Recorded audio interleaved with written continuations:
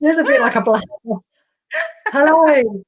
So we're Good live. evening, all of you magical perimenopausal and menopausal women in that magical time of life. It's Mary McLeod, and this is what Adair and Fiona always do. It looks like you're supposed to be trying to point that way, but you have to point the opposite way to point at the person next to you. That's right.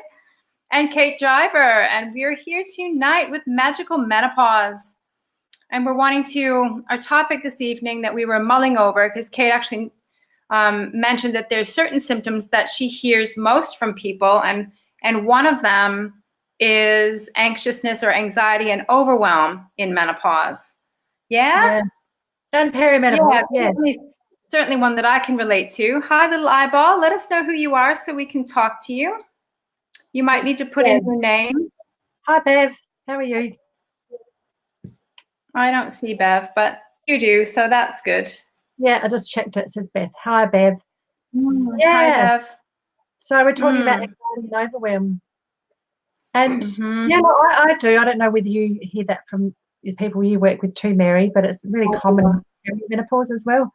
Anxiety can be one of the first symptoms that come up. So yeah, I'm finding that it's a big issue, and people just think there's more stress in their lives, and they're a bit unsure what's happening, and but it can be hormonal, and it's a lot to do with your adrenal, thyroid, and your hormones as well. So yeah, there's lots of reasons. Is Bev still here? Maybe not. Yeah, so we're talking about what do you see that the spiritual side that happens to well, what I can, from personal experience, when I started having anxiousness and overwhelm, it seemed to me like it was because the older I got, the more responsibilities I seemed to have, right? So a lot of us get into that whole, you're serving your family, and then you're wanting to serve your community, and then you're serving at work, and you're hardly ever serving yourself. And so you're kind of living on the edge already. And then all of a sudden perimenopause hits and your hormones start changing, and now physically you're starting to feel different. And also at that age, a lot of women I speak to, their parents are starting to have their own challenges, and so they're starting to be a carer still for their own family, and also for their aging parents. So not only was there very little time for themselves before, but now there seems to be even less. Yeah. So that's really what started happening to me, and that's what I've heard from a lot of women feels like is happening to them. And so it becomes very apparent that they need to start spending some time on themselves. Yeah. Which can be right. Especially if they've still got kids at home, and then the aging parents need care. That's a good point. Yeah. So it's accumulation of everything, really, isn't it? It's a combination that can really cause that overdrive of the sympathetic nervous system, and that's the fight and flight hormones that you feel like you're in danger all the time. They can be stimulated constantly, and then you feel like you're overwhelmed all the time, like you can't relax, and then you can't sleep, and then you can't relax because you're tired and you can't sleep. And then you've got all that to deal with. So I suppose there's a lot happening in life for women at that age, isn't there? And that's if their parents are home too, and if their kids are still at home. Yeah, for sure. And so it becomes more important than ever to give that time to yourself in the time of life where it feels like you have less and less time. But if you don't give it to yourself, and if you're someone who's never given it to herself, it can feel really selfish, it can feel really wrong, but it is actually mandatory. It is actually a must for you at this age to spend time giving to yourself. And that's why self-love is so much a part of what I do, because I learned pretty much the hard way that if you don't love yourself, you're going to suffer on all levels. You'll suffer in your body, you'll suffer in your relationships, you'll suffer in your feelings of abundance, and you're going to suffer in your feeling of purpose and meaning in your life, because you'll feel like you're just always doing everything for everyone else and nothing for you. So it really comes down to you making that choice. Are you going to give to yourself, or are you going to continue to exhaust yourself until you're so exhausted that you can't serve anyone else, and then you have a good excuse? Yeah, because then you're totally burnt out, but that's not the way to live, is it? You don't want to be burnt out any age, let alone at that age when you've got a lot more to deal with, and it should be the best time of your life. Yeah, and look, it can happen at any stage of your life, can't it? Burnout. I had that in my 20s when I had chronic fatigue, and I did when I first started perimenopause. I actually did feel a little bit more anxious, even though I'm generally, and I have not so much now, but I have always been a bit more of an anxiety type personality. That in my early 40s, I felt, oh wow, I think the anxiety is just there for no reason, and it gave me energy. But at the same time, when you've got that anxiety and that overwhelmed feeling all the time, you might have energy, but it means that your body's working in overdrive, and you can actually burn out. Your body's not going to last like that forever. So you've got to, and you've got to get good sleep, and you don't want to let yourself crash. So like you said, that you can't end up helping anybody then, can you? If you don't help yourself. Yeah, it's time to say, oh, this is enough. I've got to stop. I've got to start really looking after myself. And I say that to people at any age anyway. Like, if you can't look after yourself and nourish yourself and give to yourself, then you can't give to others properly. And that's when you only really come from that place of love, and full giving is when you look after yourself properly. Yeah, agreed. So I mean, one suggestion I would say is just to force yourself. At first you might have to force yourself to devote maybe even 10 minutes a day just to doing something you want to do, like meditation. Or I go for a 10-minute walk to the beach, or drive to the beach and a 10-minute walk on the beach if I have no other time to do anything for me. I've made that a habit. And 10 minutes is like a power nap. If you can do a power nap in a day, that's an awesome boost. But you can also do a power meditation, or bringing your awareness to the present moment is a very empowering thing to do. And just notice, just for like 2 minutes, notice what you see, notice what you can hear, notice what you can taste and smell and feel. And it just boosts your energy that little bit. And that's giving to you. That's the beginnings of giving to you. And then you can, if you're someone who's never given to herself, then you can branch out into twice a week I go to yoga, and twice a week I do such and such, or I meet up with a friend. You just have to schedule that into your day, or you will become exhausted, because your body, mind, and spirit are all working overdrive.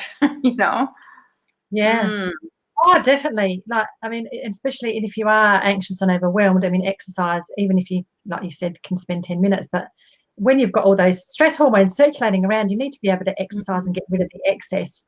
And that will make you more relaxed afterwards. So doing some sort of exercise, even if it's a walk, or you can do, some yoga at home, or, get on your whatever machine you've got inside, like, if you've got a Pilates reformer or something that you can use. Even, I mean, for 20 minutes would be better, because we sit down far too much. Hello, whoever's thanks for joining. Hi, and if you have any questions or want to share anything that you're going through, please feel free. We'll be on for another 20 minutes or so. So please do share. If you're someone who I have to plug my computer, and that's what I'm doing.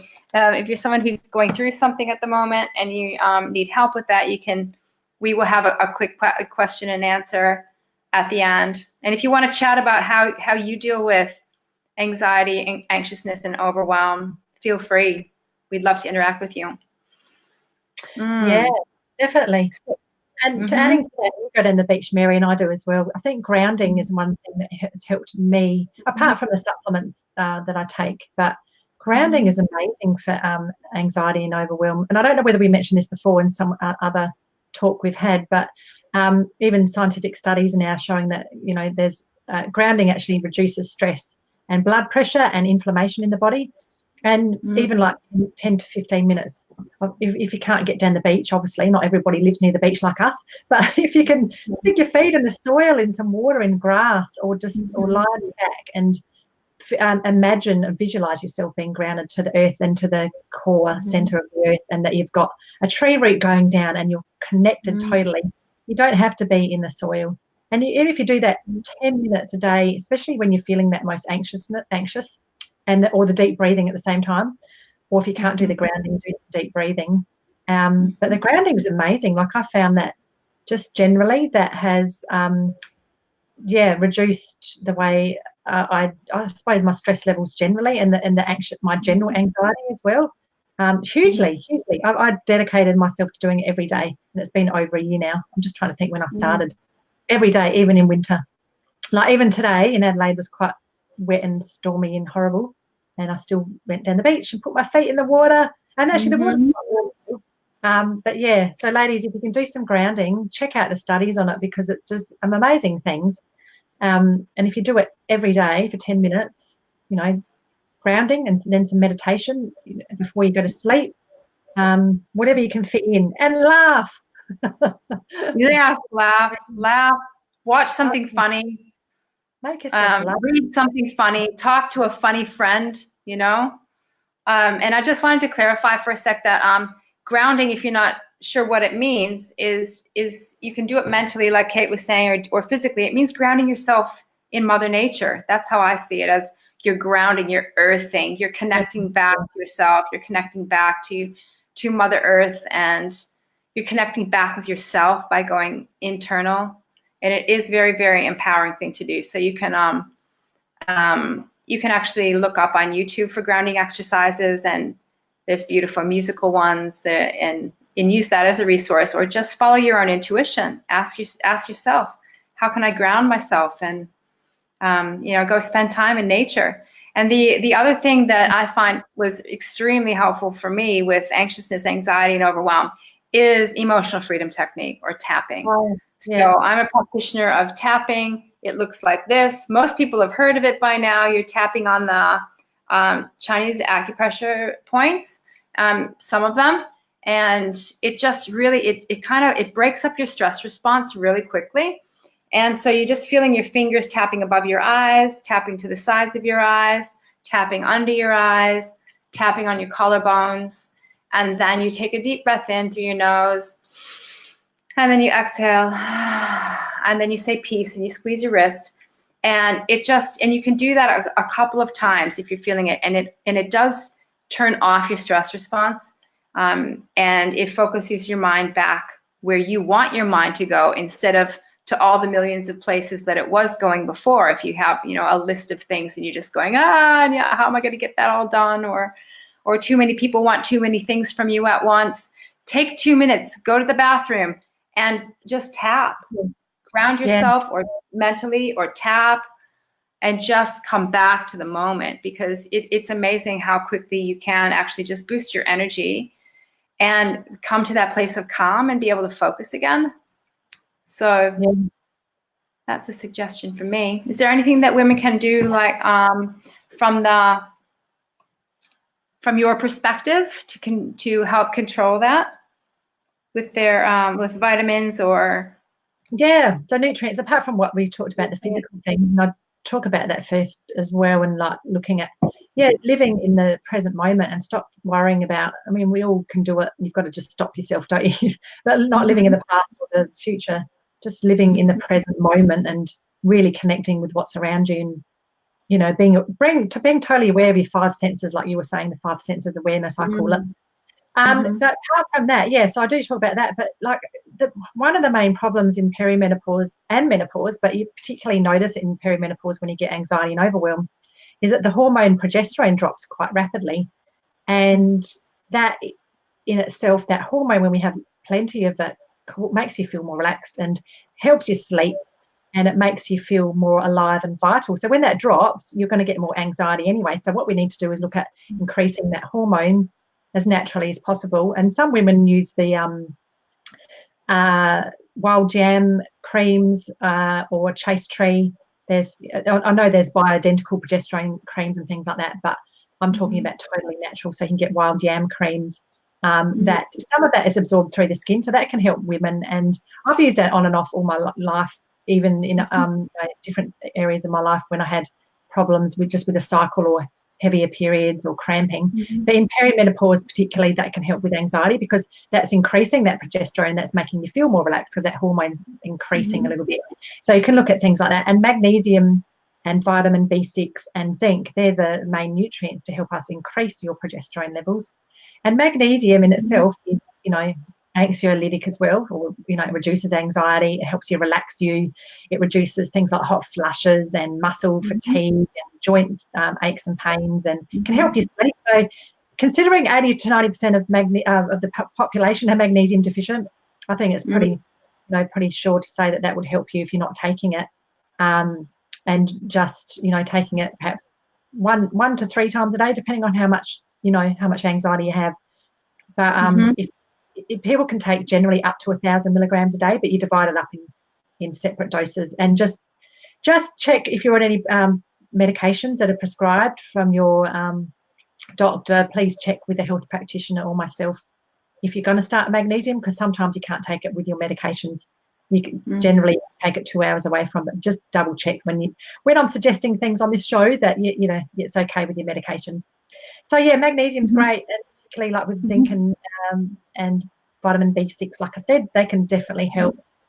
And research has always shown, and there's more of it coming out now about all the good fats in our diet, and particularly there's one on fish oil as well, or omega-3 fats, that has been shown that reduces anxiety by 20% just by adding that to your regime.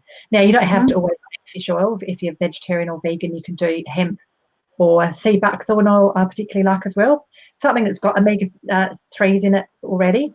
But if you're doing meat or animal products, then you're better off with the omega-3s, because we tend to have too many of the other omega-6s and 7s and 9s in our animal foods. So yeah, fish oil. The studies are mainly on the fish oils, and that does, because we need it for those neurotransmitters in our brain to reduce those stress hormones, then yeah, that helps quite a lot. Yeah, so get on some magnesium. Fish oil, they're good things. Fantastic. And Teresa has a comment then. She said, I had severe anxiety and panic attacks. I manage them with medication, but music is my distraction if I feel those feelings coming on. Breathing and counting helps too. Sometimes putting those feelings into imaginary bubbles and letting them float away. I really like that. That does help too. Yeah. If I'm tapping and I'm wanting to let go of something, you can imagine it. I use that kind of a bubble technique like that too. You just imagine it coming out of you, and you imagine it just floating away, and you wish it well, or you wish the person well that seems to be stressing you out or whatever. Yeah, thanks for sharing that, Teresa. Can I just ask, because you said about magnesium, and I know there's certain kinds of magnesium that are better absorbed than others. Like I know I showed you the magnesium that I was taking, and you were like, yeah, chuck that in the bin. So just so people know. Look, yeah, magnesium oxide is pretty poorly absorbed. Unless you've got constipation, and you want to use it just to loosen your stools, you'll find a lot of those constipation products that are natural, they'll have magnesium oxide in it, or chloride, that you put in like your Epsom salt baths. That can sort of help. But if you want to get the magnesium absorbed into your cells and properly, then try not to get oxide form. The best forms are biglycinate, glycinate, amino acid chelate, citrate. What's some other ones? They're pretty phosphate as well. So just try and avoid oxide if you can. So that's probably what you had, Mary. Good. Yeah, it is. I actually still have the big tub of it, because I'm like, I don't like throwing things that are full in the rubbish bin. Is that silly? It's just sitting in my cupboard, even though I don't use it. Well, yeah, somebody that's got constipation. I mean, that's the thing. You could always use it for times like that. Yourself. So it's not going to be wasted. I mean, I say chuck it out, but really you could give it to somebody else. It's not going to hurt somebody. Right. I do particularly say to my constipated patients, like, we'll take magnesium oxide because that will help move your bowels. But for you, you probably don't need that, and it's not going to help really with anxiety. It will just help with bowel movements. But going back, before I forget, to that lady, sorry, I didn't catch your name that you said, Mary, that had Teresa. Melinda? Teresa. Oh, Teresa, sorry. So panic attacks, that's another one to talk about, and I'll just briefly say that a lot of that can be to do with histamine response in perimenopause, and this is something that a lot of women don't really know about. So we get more sensitive. So what happens is you become really progesterone deficient, and then we become estrogen dominant, because these two hormones need to be in a certain ratio. So when you have too much estrogen in your body, and this happens through menopause as well, contrary to what everybody thinks, well, I've got no estrogen, but you're still estrogen dominant compared to progesterone generally, then what happens if we've got too much of this estrogen in our body? We actually get more sensitive to histamine, which is in foods, and histamine that we might release in our body as a reaction to things like pollens and external sources, but a lot of it is to do with that excess in estrogen and our bacteria in our bowel. And it's been shown in perimenopause that women have panic attacks because of the histamine response. So you want to look at if you are really prone to those sort of histamine foods. So have a look at the high histamine foods, and some of those are things like spinach. And I've been through this before myself because I started to notice that with me as well. And I pretty much ditched those foods for a few months, and I'm fine now. That was probably 6 to 8 months ago. Yeah, and it doesn't mean you have to do it forever, but just be aware of things like tomatoes and avocados and spinach, chocolate, red wine's really high. Some of the things I was having, fairly regularly. So they can all add up in your diet. Age, anything that's fermented and aged, so like cheeses and yogurts and dairy products are quite high histamine, and anything that's fermented. So a lot of people now are also doing the fermented prebiotic sort of foods, like the kombucha and the sauerkraut and things like that. They're high in histamine. So a lot of people might be having histamine reactions and not knowing, because they're thinking, oh, I'm eating healthy stuff now. And a lot of these, most of the foods are healthy, apart from like the wine and the chocolate, and champagne pretty high in it as well. But when you look at the healthy foods, it's really hard to say, oh, well, I'm going to get rid of those because of the histamine release. But the plan is to also reduce your estrogen and avoid those foods for a while and get your gut bacteria healthy. And then you'll notice that even anxiety in some women reduces quite dramatically. But the panic attacks, is definitely one of those issues around that too. So it's something that's not talked about a lot, the histamine response, that can just out of the blue, like it did with me. I never had a problem with those sort of things before, and it's like, this is really weird. And I'm being an empath, I worked it out myself, so I could work it out myself, and I thought, oh my god, this is what it is. And it just it clicked into place. So ladies, just be aware, and it can trigger anything. In my case, I had a little bit of eczema, so it can trigger off things like hives, eczema, anxiety, even hyperactivity. You might become more hyperactive, or you might get more drowsy easily, or not be able to sleep, or sleep too much, or you might have extra, still getting in perimenopause, if you're still getting periods, you might have extra cramping or pain that can be due to excess histamine. Then you can get all your other sort of allergies that people have, or if you're asthmatic already, you might find that your asthma worsens because of the histamine. And then there's the panic attacks, which triggered me to talk about it. So thanks for that, Teresa. That's an interesting subject. Yeah, wow. I know when I started going through panic attacks, it was because so many things were changing at once. Like, it probably had the physical base as well, because I didn't know about any of that, but also because there's 4 major transformations that you're going through all at once, even on top of everything else that's going in your life. So your body's changing. Your body's obviously transforming from, a life of being fertile and making babies, to a life with no eggs, to a life where you're actually coming to birth yourself. So there's a lot of changes going on within you. A lot of things feel unsettled again. Your relationships kind of seem to lack meaning a little bit, and you start shifting inside with regards to who you want to hang around with and the things that you're wanting to do. You start to feel like, now is your time to try and make something of yourself, or to really bring your own creative gifts out. So you're changing on that level as far as coming into your own abundance. Instead of maybe working for someone else, you're wanting to start your own business. So you're birthing yourself in that way, and into a life of new purpose and meaning. So there's a lot of changes happening all at once inside of you, and it can make you go, like have to catch your breath.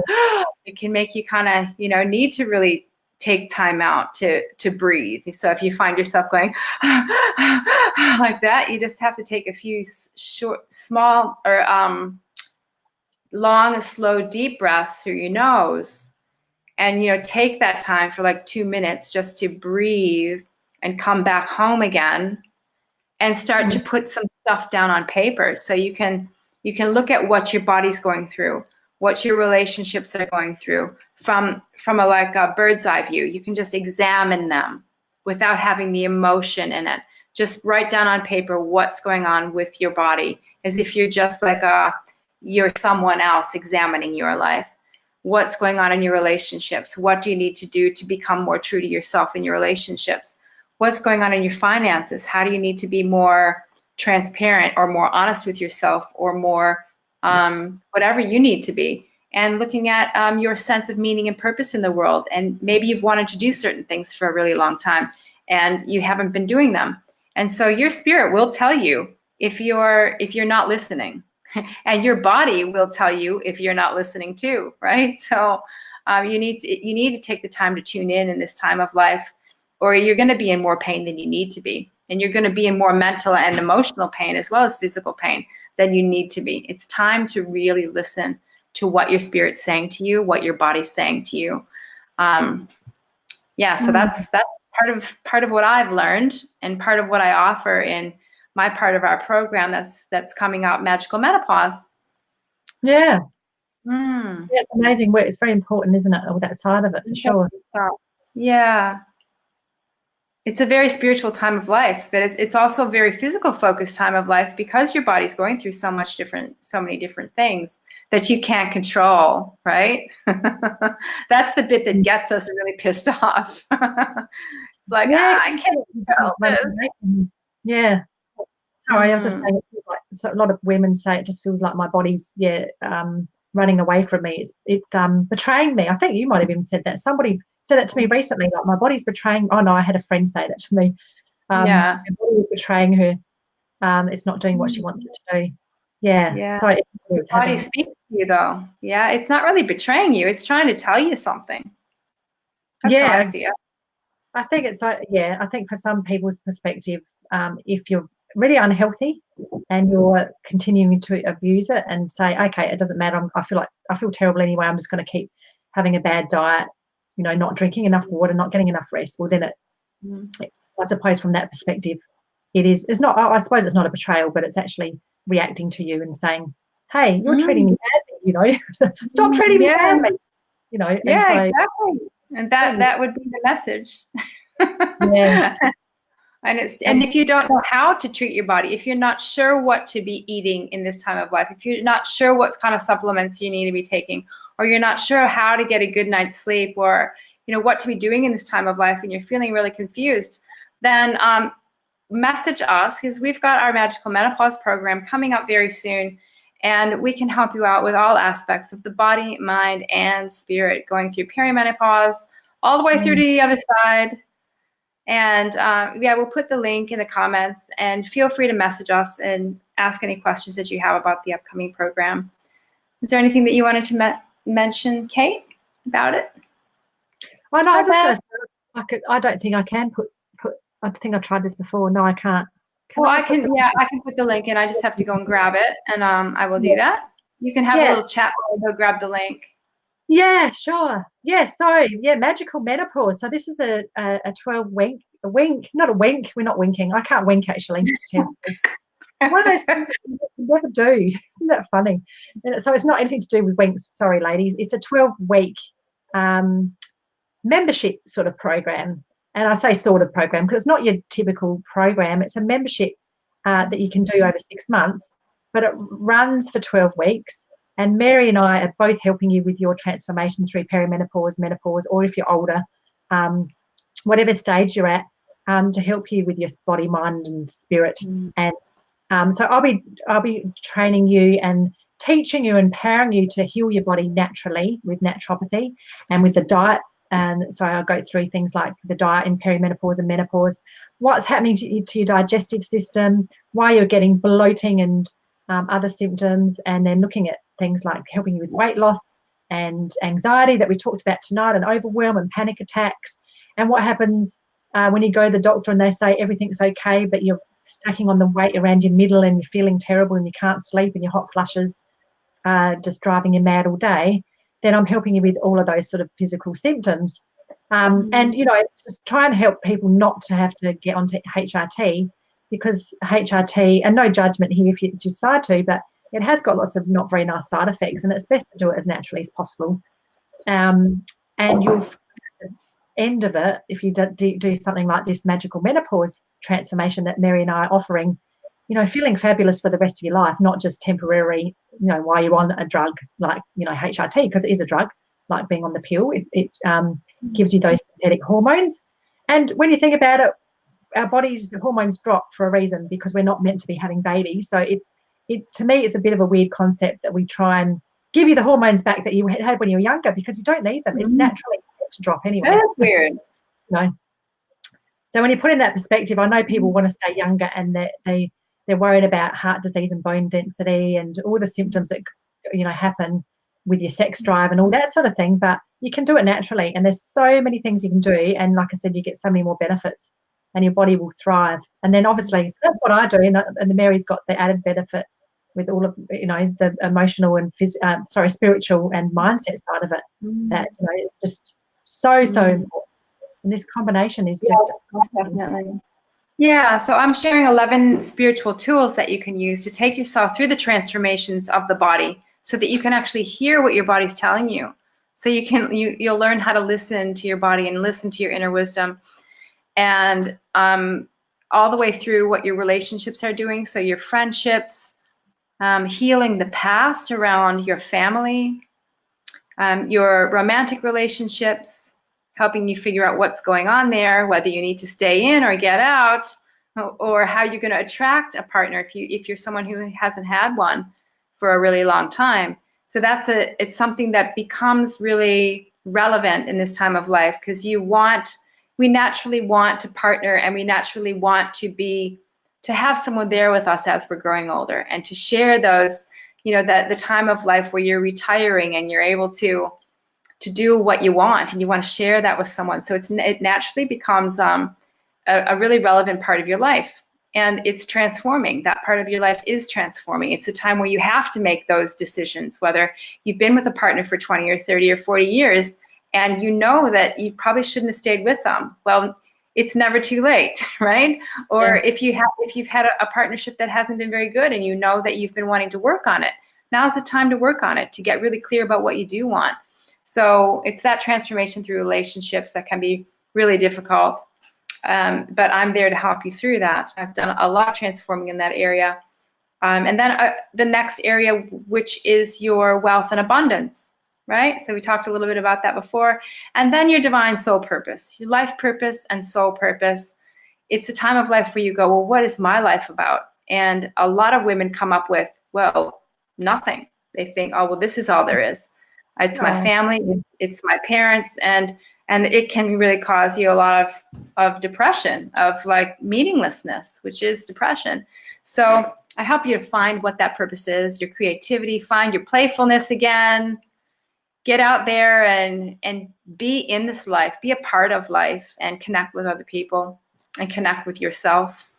So it really is an exciting combination of everything that you need to get through, your over 40 life. Yeah, it is. Thrive. Yeah. For sure. So if it's calling to you, please let us know. Please click on the link that I posted in there and go read all about it. And we hope to see you in there. Yeah, thanks, Mary, for putting that link up. Yeah, so ladies, there's lots of information on that page. If you'd like to contact us here or on our emails we've got on the page, or have a chat with us, please do. I'm sure you want some more information about the program. And thank you for listening. It's been quite an interesting chat. And thanks, ladies. And thanks, Bev, for mentioning that we've described you at the moment. Yeah. Help is on the way. Just, go and find out more about it. Just don't suffer in silence, because what's the point? And that's what we want to stop, that women suffer. I mean, I know amongst friends, women talk about it, but it's sort of almost like we're just expected at this sort of age to suffer, or that that you're meant to all have horrible symptoms. So please don't accept that at all, because you're not meant to. You're meant to be feeling great. Yeah, that's definitely. Well, thanks, Kate. Thanks for a lovely chat. Thanks, everyone. We'll see you next week. Thank you. Yeah, thanks for joining, ladies. Bye. Bye.